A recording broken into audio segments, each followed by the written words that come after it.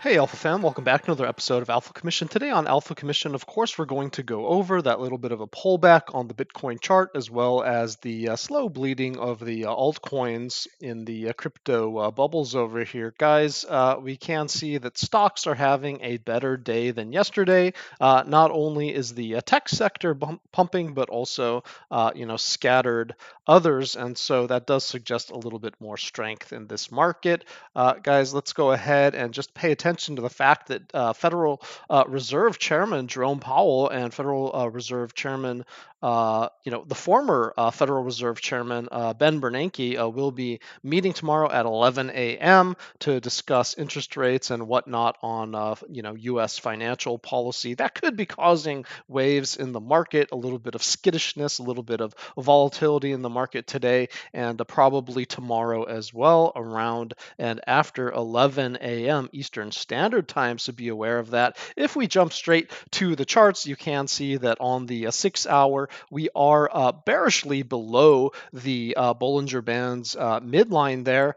We are, however, above the 6 hour volatility pivot, and we are above the momentum pool. Should we close in that position, yes, we'd have a chance for a little bit of a pump. We are above this gray zone in the background here as well. Which would be our support that we've basically been hanging on to. So even though we had a drop, this was basically a check back to our lows. We never lost this area. Should we lose it, we could drop all the way down to 25,300, 25,000, but you can see that we are getting a nice bounce there, and so I just can't call that drop yet.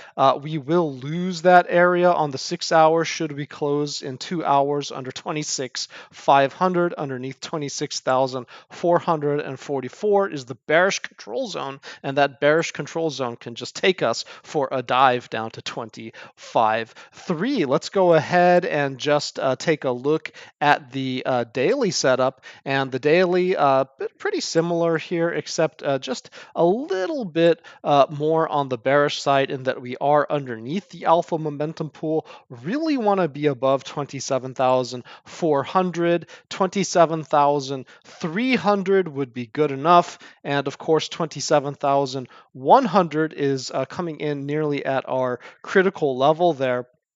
So really 27,000 and above, preferably above 27,300 is where I'd like to see this day end in 2 hours, should we be able to continue to pump off of that bullish divergence that we did get just a little bit of a hint yesterday and then a little bit today on the RSI, but it's not really fixed in place, and we have bigger bearish trends. So it's just up for grabs whether or not we do end up losing this level.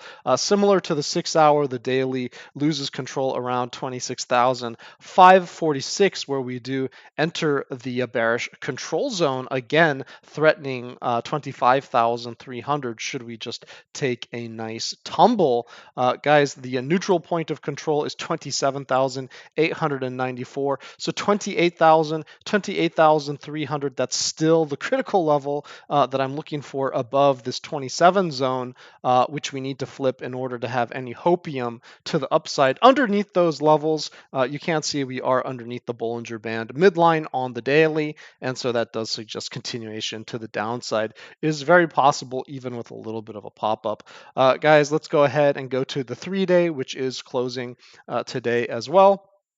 And, we've had trouble with the 3-day in the past when we've had this type of a setup leading to massive drops in the chart. And so could this be foretelling something dangerous coming up? Well, if we reacquire 27,171, then not necessarily. We could just go for a swim in the momentum pool. But should we close under the momentum pool and under this volatility pivot at 28,800, a critical level for us to flip in order to have a bullish bias, then unfortunately we just have to have a bit more of a bearish outlook. And you can see that as long as we're above the neutral point of control, technically bulls, have the advantage above 26,860. But should we lose that zone and close candles underneath it, then bears are going to start having the advantage, and the next 3-hour period could be a bit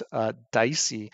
Guys, let's go ahead and just take a look at the 5-day. I have mentioned the 5-day several times in the last few episodes because we did close bearishly underneath it. And here's an update.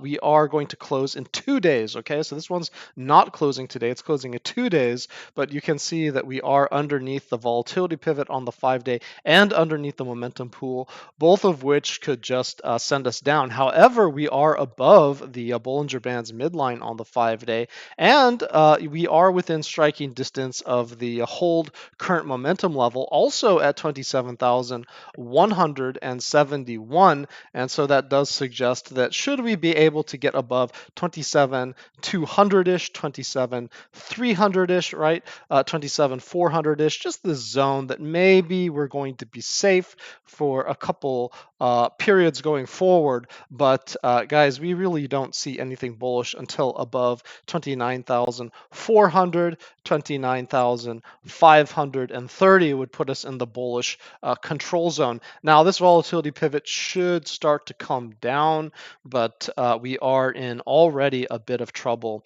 on the 5-day unless we get above 27,200 to just narrowly hang on. Then those other time periods might be leading us down a dangerous path. Guys, I think that that's all I really need to mention. On the charts, you have the critical levels to watch out for. You know what they are, essentially 26,500 underneath that. Look out below. 27,400 is going to be kind of our safe space. 28,300 is going to be that kind of front runnable bullishness, and then 30,500 is going to be where we can see an actual high start to form on this chart, and perhaps a strong likelihood of continuation to the upside, perhaps even to $32,000 to $35,000. That's going to be your alpha for the day. Guys, stay safe and happy trading.